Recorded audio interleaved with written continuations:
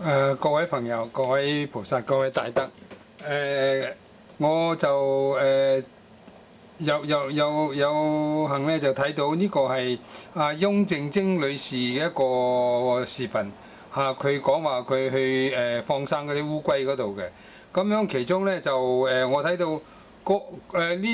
果我冇記錯，大概就係話嗰啲善信咧就係去寺院嗰度放生，咁個法師咧就做一個木箱啊，咁將嗰啲烏龜咧就冚唪唥咁樣放住，咁樣後來就翁靜晶女士咧就同佢買咗5隻去放生嚇，呢個就係我睇見之後就大吃一驚，嗰個烏龜個生存空間呢個我俾過大家嗰個翁靜晶嗰個link 有興趣啲讀者可以自己上去睇下佢。嗱，呢條就係嗰條 link 啦，我睇見咗之後大吃一驚，哇！咁多個烏龜擠埋喺嗰個咁樣嗰個木箱嗰度，大小二便行動都根本都係冇地方轉，嗰個點講啊？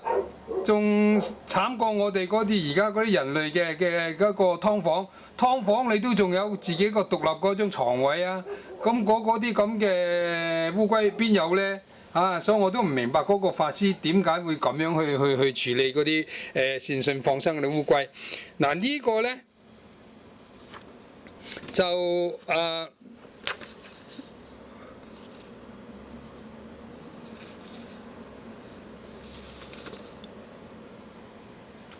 嗱，我而家俾你睇就係呢個烏龜呢，就係我2年前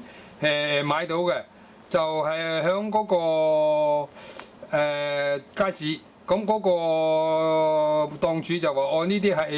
係杭州野生烏龜空運嚟嘅咁樣，佢又要我200蚊一隻，咁當時冬天嚟嘅，我就買咗3隻，咁呢個係我屋企嘅水池。咁冬天即係挨年近晚，咁我就咁好啦，等佢適應下環境，就響個水池嗰度過完農曆年我就去放生啦咁樣。咁咧後來咧就有一隻咧就可能唔知周居勞碌還是點樣咩原因咧就死咗，咁得2隻，咁2隻咧我就再放卒之去放生。嗱，呢2隻咧就佢好開心，就走落嗰個水池即係我去放生嗰條河嗰度去。咁樣另外一隻咧就我影到咧就係呢一隻就佢好開心。咁所以咧我就睇見嗰個翁靜晶小姐嗰個同埋嗰個法師嗰個咧就大吃一驚。咁樣嗱，而家我俾你睇，我咧就係用咗頭先俾大家睇嗰個放生嗰個咧做我嗰個電腦嗰個封面嚟嘅嚇。如果有興趣嗰啲讀者需要嘅話咧，你有興趣揾嚟參考好，用呢個圖片好，咩問題不大。你可以email 俾我，我個 email address 就係呢個嗱，我 show 俾你嗰個 email address。嗱，呢個就係我 email address。如果要呢啲圖片嘅話，隨時同我聯絡，我好樂意俾你。嗱，呢個就係我放生嗰隻烏龜，佢好開心喺度游。你睇下嗱，佢好開心喺嗰個當時嗰個太陽係好好，佢好開心喺度游。佢真正享受佢嘅自由啦。OK， 咁樣咧就我想俾大家睇下另外一個台灣嘅 program， 就係又係講放生嘅嚇。琴日嗰個咧就係一個片段，呢個咧就係另外一個節目，又係講放生嘅。咁樣大家睇咗之後咧，我哋然後先再去研究下，去參考下，去分享下討論下啊。話說20幾年前呢，有一次我們在一個大的活動當中，那一次因為佛光山有建放生池，那當時候就有人拿烏龜啊、拿魚來放生，那一次就發現說，魚呢就被烏龜吃了，烏龜呢就會弄得整個水池很多的魚類呢生命没有保障，因为其实每一种动物它都有它生活的空间。如果我们特别去花钱买来做这种仪式，看起来是满足我们自己要种植福德因缘的心情，其实对动物啊是一种伤害。所以我们从那时候就再也没有办放生的仪式。大师就曾经说过，爱护动物就是在放生，甚至我们对于自己的生命的珍惜也是在放生。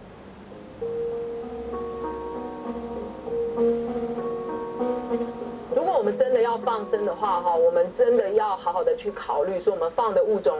适不适合这个环境。一个是他自己能不能活下来，第二个是他会把这周围环境里面所有东西全部消灭掉。如果说我们是用一种爱护自然，或者是像我们今天这个活动这样子，是一个主动来把一个自然环境维护起来，用这种方式的话，我觉得每个人都可以随分随力的做到。慈心基金会基于让生命永续发展的理念，2年前开始与林务局及台北市立动物园合作，进行新竹新丰农场的湿地复育，让原本荒废的旱田重现生机。今天，慈心基金会号召了近100位国小到高中的老师，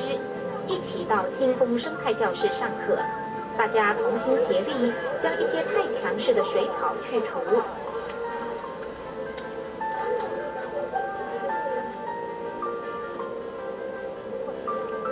上午除完草，下午的生态教学，我们意外发现危害農業近30年的外來種福壽螺的卵。其實台灣普遍很多地方都有，各位，如果你哋係想要去睇呢條 link 咧，我而家就 zoom 嗰條 link 俾你哋睇下先。沒有天敵，但台灣目前天敵不多，有人養鴨。嗱，呢條就係嗰條 link 啦。過去商人引進福壽螺作為食材，因為口感不佳，商業價值降低，被大批放生到野外，帶給台灣的農業及中低海拔濕地重大的生態災害。有一個很重要的生態概念，就是說，很多生物不是它來破壞我們的自然生態，是我們破壞我們的自然生態以後，這些生物才立足下來。因為生態穩定的生態體系就會形成一個防護網，外來的種不容易進來。愛護動物並非刻意的放生，而是了解生態平衡的道理與動物生存的條件後，給它們適當的幫助。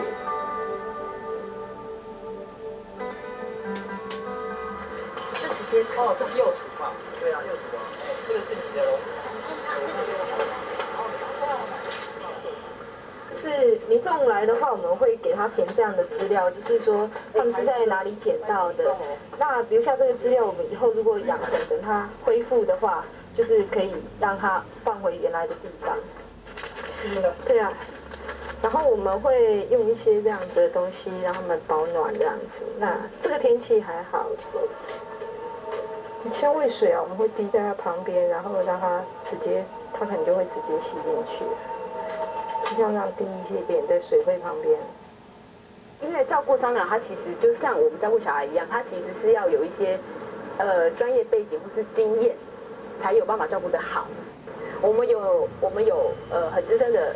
义工，然后很资深的兽医师，可以帮忙教这个民众他怎么照顾。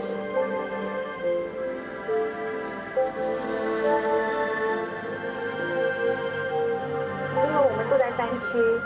附近有很多有时候有受伤的鸟，有时候有就是落巢的鸟，那常常会看到会捡到，所以我们也曾经捡过这样子的鸟，但是因为救伤没有很好的成效，所以想要来学习。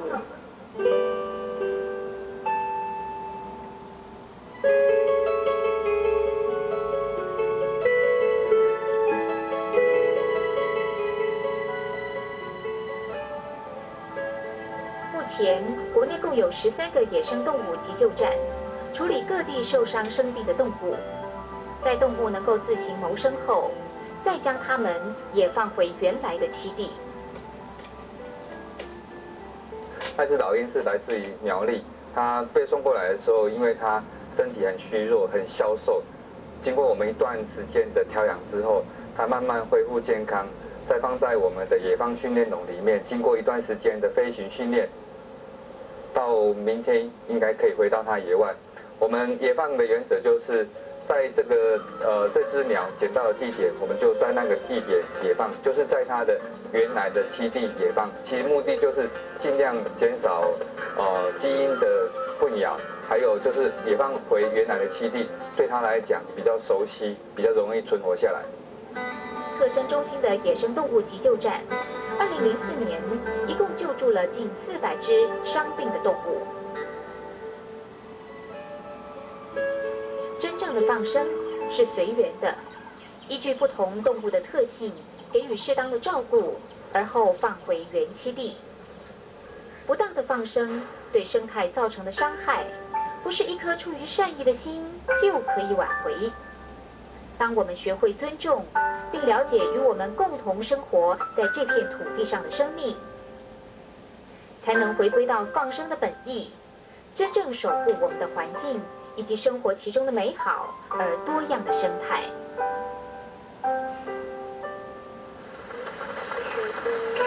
这边有一只乌龟，等一下我们先把它放开。它有鱼啊，人家放的陷阱哎。是食蛇龟吗？它是没有口。它吃什么东西？对，食蛇龜。它用這個陷阱去抓。食蛇龜。嗱，呢個咧片段咧，我哋可以見到頭先嗰位法師嗰個觀點，就係佢星雲法師佢哋就已經決定咗唔去搞啲放生儀式。其實如果我哋稍為從歷史角度去睇翻，就好容易明白到嗰個地方喺邊度出錯。如果我哋係話古時，好似我頭先上一個講嗰個明朝啊，嗰個見到隻牛湯隻牛啊，或者咩啲咁樣，係頭先個節目亦都提到一個好重要嘅概念，係隨緣。嗰隻同埋另外一個嗰隻牛流眼淚嗰隻咧，嗰個農場嗰隻牛農場破產，咁樣諗住會俾人劏咁嘅流眼淚，後來咧就佢奇蹟出現，就唔需要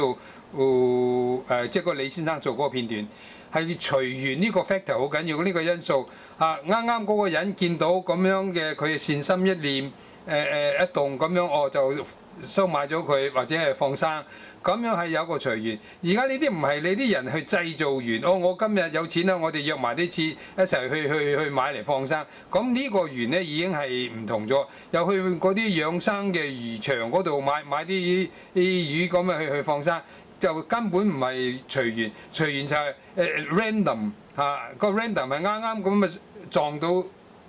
啱遇着剛剛咁樣，嗰個牛遇到一個慈善嘅人嗰個隻牛要俾人劏咁樣講法，佢路邊行過嗰啲人咧，來者千千去者萬萬，但係遇到張亞三咁樣，佢善心一念一起咁就買咗，咁就係呢個係放生嘅嗰個意思。但係而家唔係台灣以台灣呢兩個睇咗真係嚇我一驚，同埋香港嗰個法師咁樣將嗰啲烏龜執埋落嗰個大箱咁都得。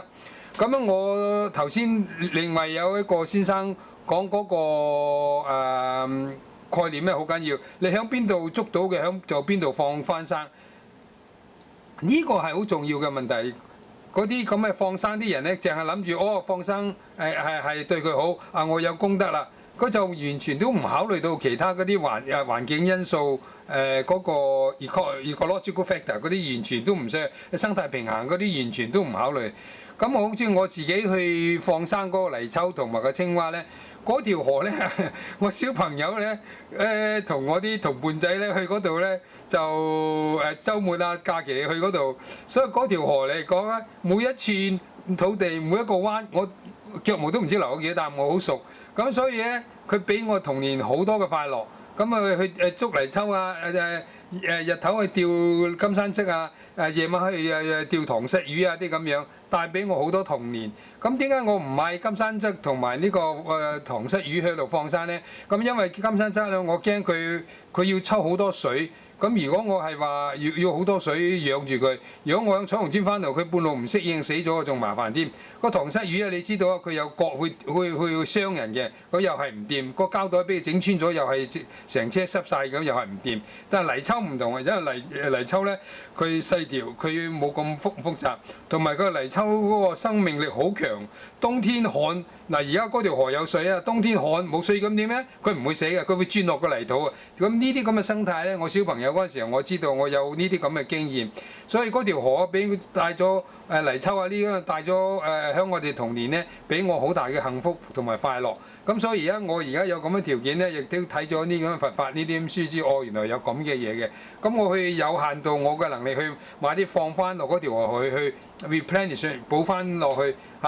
青蛙咁補翻落去，咁樣冇問題，因為呢啲係佢哋適應嘅地方嚟嘅。所以同啲台灣啲人，哇，咪去個養殖場台南買咗去台北嗰度放。仲有一樣，我亦都係覺得係有商榷嘅餘地。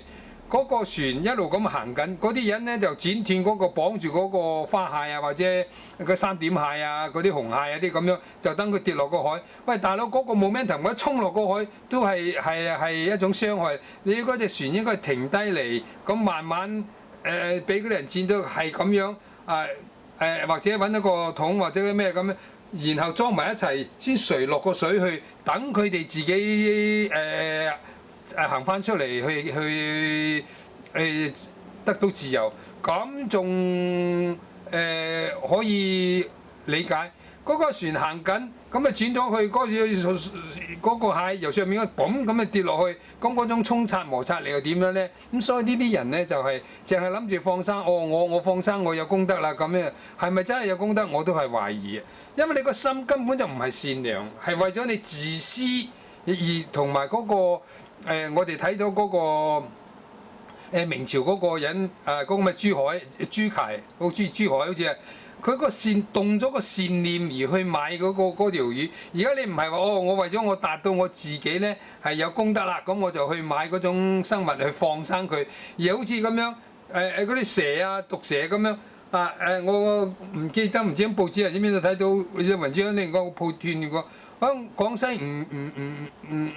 有人放嗰啲食人魚啊，巴西嗰啲食人魚落嗰河。如果佢個出發點係因為佢本來咧就係養開食人魚嘅，咁咧就而家唔養啦，咁棄養啦，放翻落嗰條河，咁就係呢一個因素。另外一個因素，如果佢係歪心佢，我唔係啊，我放啲落去啊，去咬啲人啊咩？呢個咧就係又係另一個因素。所以總之嚟講，睇咗我台灣呢兩個咁樣講法咧。佢哋嗰個出發點係自私自利，話佢我為咗個功德係放生咧，係咪真係有功德咧？我就懷疑啦嚇。人哋講嗰個功德係仲第一係見到好似嗰明朝嗰個人見到隻牛要劏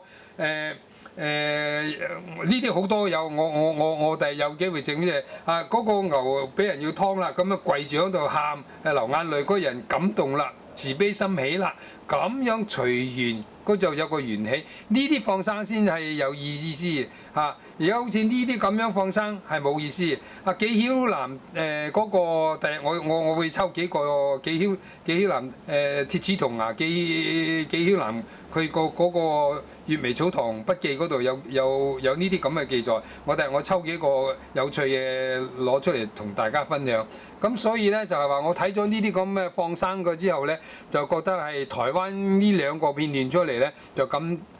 觸良多啊嚇！香港嗰個亦係經過信報信報你知道係講財經，哇！嗰日我打開報紙睇個社論，哇！原來講放生，然後又話有唔知幾百隻200幾隻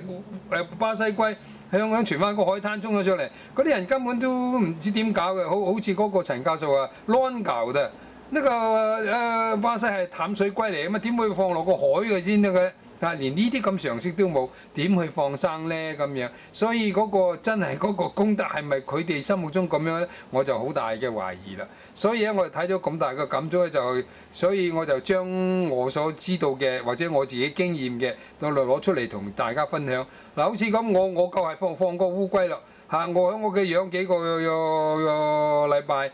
過年我就去放，可惜有一個可能唔知內傷或者咩唔適應，咁又死咗。我買咗3個，嗰個人話係空運嘅杭州嚟嘅野生草龜嚇，仲要我200蚊一隻。咁樣嗰個法師嗰啲係咩龜我都唔知。一個咁嘅大木箱、長木箱放10幾20隻龜喺嗰度，比人類嘅劏房都仲差。所以我唔明白嗰個法師係點樣諗嚇。行個路都冇地方好行嚇，仲有大小二便，你點去照顧佢咧？係咪？我雖然有個水池，我個魚池可以養3個，完全冇問題，但係我都係覺得唔掂，即係 restrict 咗佢自己嗰個行動嘅，都係要放翻落去大自然嚇。所以頭先我提一提啦，就係話我就自己好滿意嗰個龜。當時當我放嗰時候，就個天氣相當靚，個太陽相當靚，我就影咗幅相。你可以睇見知道嗰個折射角，你就知道嗰個烏龜佢游緊水同埋佢個身影嗰個距離，你可以知道個陽光幾靚。咁所以我就揾咗嚟，我做我電腦嗰個首頁嗰度。所以如果有邊位朋友需要係要嗰幅相，你自己用咩用途都冇問題啊！你有需要嘅你就用嗰個 email 同我聯絡，我隨時 email 俾你冇問題，我樂意歡迎。所以呢，就係話我睇見啊翁靜晶小姐嗰個女士嗰個咁嘅法師咁樣去處理嗰啲龜，就真係大吃一驚。咁啊，非常之開心聽到呢個頭先嗰位女法師講呢，就係嗰個星雲法師佢哋唔再搞啲放生儀式。咁而家我哋再討論一點呢，就話嗰個放生池嗰個概念根本第一就係錯咗，因為佢哋當時我哋講過幾百年前啦，咁計先啦 ，OK， 幾百年前咁整個池咁樣放生，嗰個池第一會有幾大呢？咁樣放翻個物種又係咩呢？魚啊、龜啊啲咁樣，係咪？咁而家呢，就佢哋當時只要諗到係提供一個空間俾呢啲咁嘅生物喺度生存，但係佢冇諗到嗰個 ecological factors 點樣，個生態點樣，係咪平衡呢？好似頭先嗰個女法師講就係話，係啦，佢放咗個魚落去，嗰隻龜就食咗啲魚啦，咁點講呢？係嘛？咁你咪仲衰，係揾咗嗰隻魚咁樣去殘害嗰隻魚，係咪？咁個龜佢冇符㗎，佢係要食㗎。咁所以呢，當時設計呢個放生池呢個概念呢，嗰個人呢就係完全冇呢啲咁嘅科學常識。所以呢個就係希望呢啲咁嘅有緣嗰啲宗教人士，特別好似參考呢個星雲法師呢啲咁樣，呢個放生概念認真要去正視，唔好去咁樣搞咗啲咁嘅商業化，同埋搞放生嗰啲人呢，自己要諗諗，我個係咪善心出於善心，係咪隨緣先，係嘛？如果唔係嘅話，而你就希望能夠得到善緣，反而得到個惡果，咁就等於地藏經嗰度嚟講就係惡果就增業啦。呢個就係適得其反啦嚇，咁就係好危險嘅事情嚟嘅。咁就係希望大家欣賞我呢個片段吧。